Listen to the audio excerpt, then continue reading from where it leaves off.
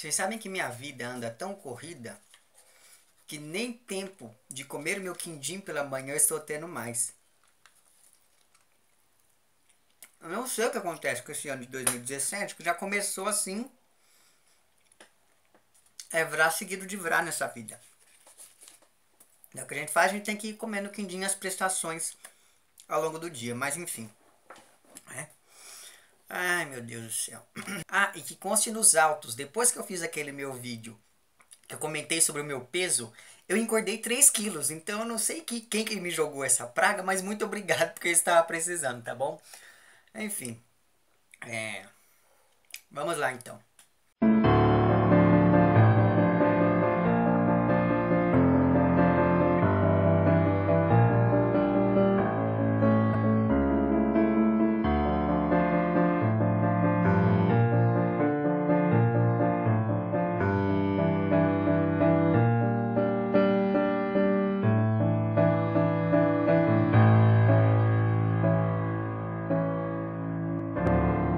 Olá pessoas, esse é outro vídeo meu aqui na internet. E no vídeo de hoje então, vamos falar um pouquinho sobre Tonio Krieger do Thomas Mann.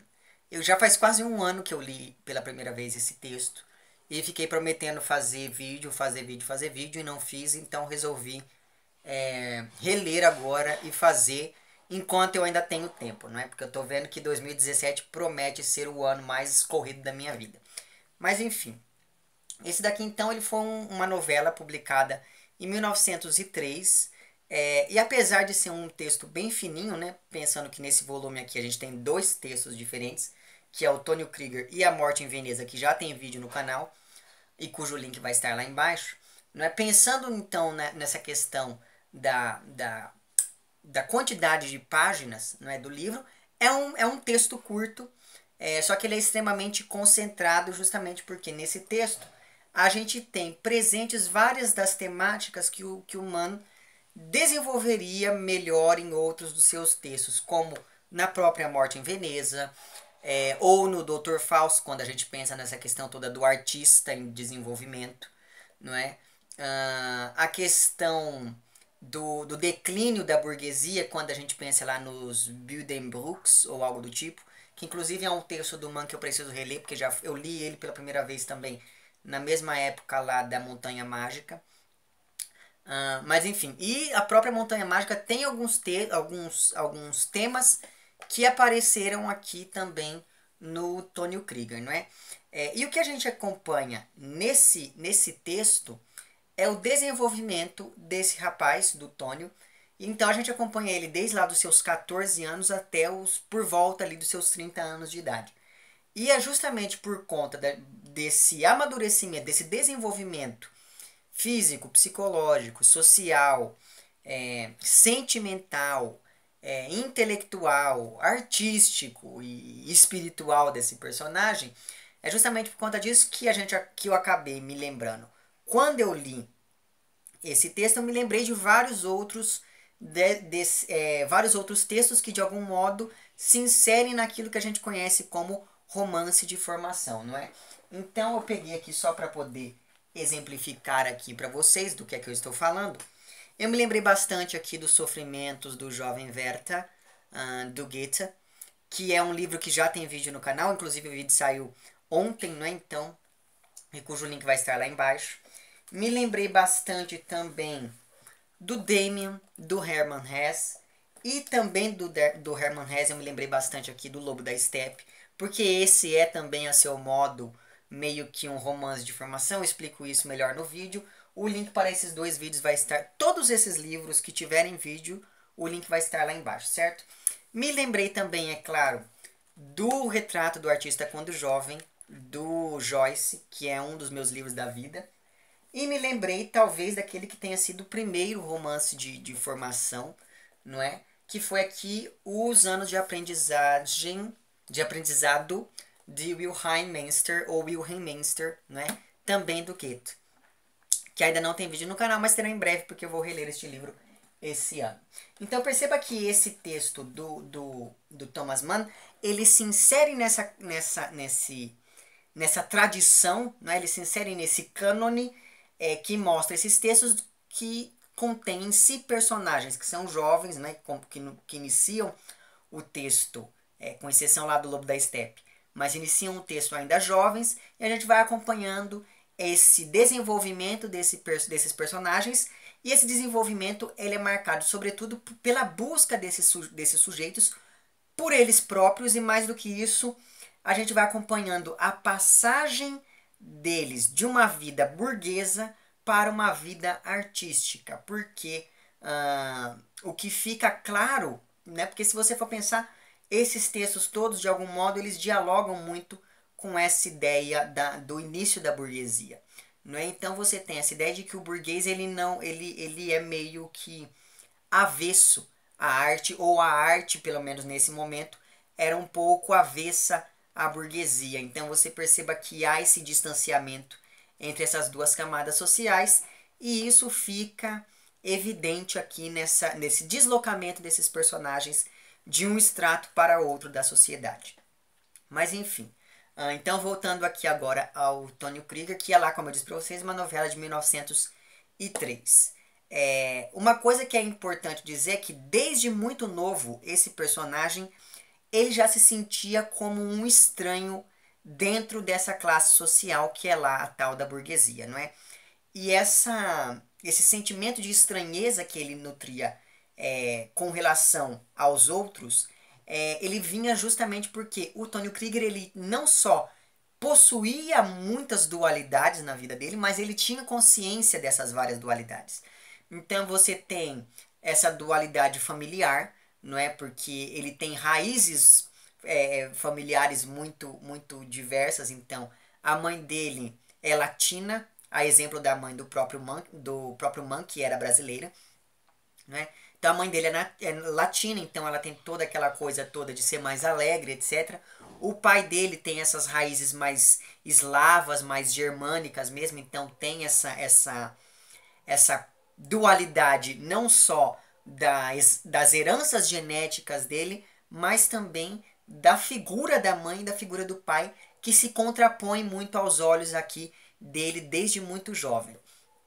Né? Então você tem essas primeiras dualidades, que são dualidades que têm a ver com a estrutura familiar, que é uma estrutura familiar extremamente dual.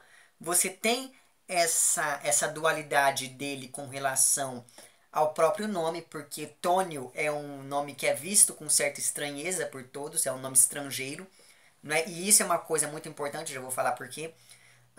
E você tem também essa dualidade entre pertencer à burguesia, mas querer ser artista, porque desde o início aqui, quando ele tem lá os seus 14 anos, a gente fica sabendo que ele já escreve poemas e que ele gostaria de seguir essa vida como literato. Né? Então, a consciência que ele tem dessas várias dualidades que permeiam toda a sua vida acabam, de certo modo, fazendo com que ele se sinta um estranho com relação às pessoas do seu meio, às pessoas que o circundam. E é justamente por conta disso que a gente vai observar que esse é um personagem em constante trânsito. E esse trânsito no sentido de deslocamento mesmo. E esse trânsito dele, ele é marcado sobretudo, ou melhor dizendo, ele se inicia sobretudo por conta da condição estrangeira desse sujeito, não é? Então você tem, tanto que ao longo de todo o livro aparece recorrentemente a figura do cigano, não é? Que é aquela pessoa que não tem um lugar certo, etc. Não é? Então essa marca da estrangeiridade dele aparece desde o nome, como eu comentei com vocês, até as próprias raízes familiares, como eu também já falei com vocês. E essa condição estrangeira se dá justamente pela inadequação dele ao seu meio. Né? Ele não consegue se adequar ali àquele local onde ele está inserido, né? Aquela camada social na qual ele está inserido. E aí é importante fazer uma distinção aqui que eu julgo que é bem pertinente. Não é? Então, geralmente a gente pensa nesse tipo de sujeito como um sujeito deslocado, mas não é interessante a gente pensar bem no sentido das palavras, não é? Porque uma pessoa deslocada é aquela que, de um certo modo, ainda tem a possibilidade de se alocar, digamos assim, não é, nesse local em que ela se insere. Então, você, enquanto sujeito deslocado, você pode estar deslocado com relação a um grupo. Já a condição do estrangeiro é um pouco mais complexa do que isso, porque o deslocado, ele ainda tem, digamos, acesso ao a sensibilidade do local em que ele se insere. Então, ao deslocado é dada, por exemplo, a capacidade de ser excêntrico. Não, é? Não a capacidade, mas ao deslocado é dada a permissão de ser excêntrico. Então as pessoas olham para uma pessoa deslocada e falam assim: ah, esse cara é meio esquisito, sabe? O deslocado geralmente é esquisito. O estrangeiro não, porque o estrangeiro ele pode até se confundir com os locais. Só que tem uma coisa, o estrangeiro, por ser alguém que vem de fora e se infiltra nesse novo círculo social, o que acontece com o estrangeiro? O estrangeiro ele não tem essa possibilidade de pertencer. O estrangeiro ele não pertence nem ao lugar para onde ele vai, uma vez que ele não é dali, mas ele também não pertence ao lugar de onde ele veio, uma vez que ele saiu desse local original. Então perceba que essa condição do estrangeiro é uma condição que faz com que haja nessas figuras dentro da literatura, haja vista, por exemplo, as personagens da Elisa Lispector, que é ela, por exemplo, a Marta do Muro de Pedras. Você tem essa condição estrangeira no Estrangeiro do Camus, não é? E em vários outros textos que agora eu não vou lembrar aqui de cor, mas enfim. O fato é, em todos esses casos, o que a gente tem é essa pessoa que não tem nem para onde ir e nem para onde voltar, porque mesmo quando essa pessoa volta, pensando lá na Marta, esse sentimento de não pertencer a acompanha. Então isso é uma coisa muito importante quando a gente vai pensar, sobretudo aqui no Tônio Krieger. Então perceba que eu faço uma volta enorme para voltar aqui no livro. Isso por quê? Porque ao longo de todo o livro a gente vai acompanhando esse personagem tentando se adaptar às mais diversas situações. Então, e isso fica claro sobretudo nos 3 momentos aqui da vida dele. O momento inicial, que é o fim da infância e o começo da vida da adolescência, não é? Então você tem a figura do Hans, que é esse amigo dele, que é um amigo que inclusive por quem ele nutre uma paixão quase homoerótica. Inclusive no começo eu pensei que esse fosse ser o motivo principal do texto, né? Mas não é. E a gente percebe que há uma condição, não uma condição, mas há uma situação de oposição entre esses dois sujeitos, né? Então o Hans ele é totalmente adaptado ao meio, ele é querido por todo mundo, ele é, enfim, atleta e etc. Enquanto o Tônio ele é sempre visto como o esquisitinho dali. Então essa primeira tentativa de se adaptar se dá justamente nesse momento quando ele está ali em contato com esse amigo. Depois a gente tem um salto temporal e aparece na jogada aqui, no fim da adolescência e começo da vida adulta, aparece uma moça chamada Ing, ou algo do tipo, que também essa moça, o Tônio acaba se apaixonando por ela, só que também é muito palpável a oposição entre esses dois personagens. Não é? Ela é totalmente desenvolta, aquela coisa toda, e ele é sempre mais retraído, mais tímido e etc. E você tem a vida adulta. Para e passo a gente acompanha essas tentativas deles de se adaptar a esses meios, né, tanto na infância quanto na adolescência. Quando a gente fica, a par e passo nós acompanhamos isso, a gente também acompanha o desenvolvimento dele enquanto escritor. Quando a gente chega na vida adulta, a gente fica sabendo que ele já é um escritor, ele já tem, enfim, até algumas pessoas que o admiram dentro do circuito literário, e é justamente nesse momento que aparece a terceira personagem aqui, que vai se opor, de certo modo, aqui ao Tônio, que é a Lisa, ou Lisavetia, ou algo do tipo, em russo. Não é? Ela é uma russa que mora em Hamburgo. E os dois, ela é pintora, então ela representa a artista ali, e é justamente por isso que eles dois acabam se aproximando. Só que apesar, e perceba, os dois personagens anteriores lá, o Hans e a Ing, eles eram burgueses, e não havia possibilidade de se adaptar ali, certo? Então, o que o Tony faz? ele se volta para a classe artística. Mas quando ele chega na classe artística, os artistas o tratam como burguês, porque ele vem de uma família burguesa, ainda que ao longo do livro a gente fica sabendo que essa família entrou por um processo de declínio e de decadência, o que vai ser melhor tratado pelo Mann lá nos Buddenbrooks ou algo do tipo.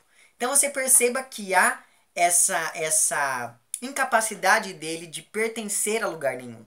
Ele não pertence à classe burguesa e ele também não pertence à classe artística. E é justamente por isso que ele vive entre essas duas classes. É justamente esse entre-lugar que é próprio da figura do estrangeiro que vai ser extremamente latente dentro da vida e, enfim, que a gente vai acompanhando aqui desse personagem.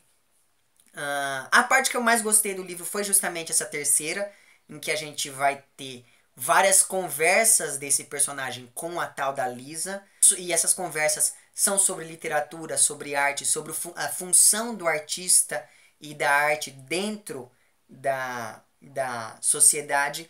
Então, quando eu terminei de ler aqui pela segunda vez esse livro e fui começando a pensar em todas essas coisas, eu meio que entendi por que esses dois textos foram reunidos em um mesmo volume. Não é porque quando você pensa no motivo central da morte em Veneza, você também tem essa ideia do deslocamento, você também tem essa ideia do artista que está tentando ali se descobrir a partir, só que no primeiro caso é a partir ali da figura da beleza e etc. Então isso é uma coisa que acaba, de certo modo, aproximando esses dois personagens. Só que o Tônio Krieger, ele tem uma coisa que falta ao Auerbach, como que é o nome do... Eu esqueci. Aschenbach, ou algo do tipo. Que é o personagem da Morte em Veneza, que é justamente o fato de que o Tônio Krieger, ele vai ganhando consciência de que ele não se adapta a lugar nenhum. Ele vai ganhando consciência de que ele não se adequa nem à burguesia e nem à vida artística. E é justamente por conta disso que ele começa a sentir uma sensação de náusea. E essa questão toda da náusea por conta da existência me lembrou também aqui da náusea do Sartre, que também já tem vídeo no canal e cujo link vai estar lá embaixo. Então você perceba que esse daqui é um livrinho curto, ele tem menos de 100 páginas, mas ainda assim ele abre uma série de discussões, ele se aproxima de uma série de outros livros que acabam fazendo com que quando você for ler esse texto aqui, você leia ele com um pouco mais de trato. Não é aquele texto que você tem que ler de uma vez. É interessante você ler, você tentar recuperar essa tradição com a qual esse texto dialoga, porque eu acredito que assim você vai começar a enxergar o texto de uma maneira muito mais rica do que aquela que já foi demonstrada aqui em pouquíssimas páginas pelo Mann. Certo? É isso então, fica aqui a dica de mais esse texto fenomenal. Veja lá embaixo os vídeos para esses livros todos que eu citei aqui. E é isso, se você gostou do vídeo, não esqueça de curtir e de compartilhar. Caso não tenha gostado, não esqueça de dizer lá embaixo por que não gostou. Se você está inscrito no meu canal, muito obrigado pela sua inscrição. E caso não esteja inscrito, se inscreva também lá embaixo. É isso então, um abraço para vocês todos e até o próximo vídeo e tchau!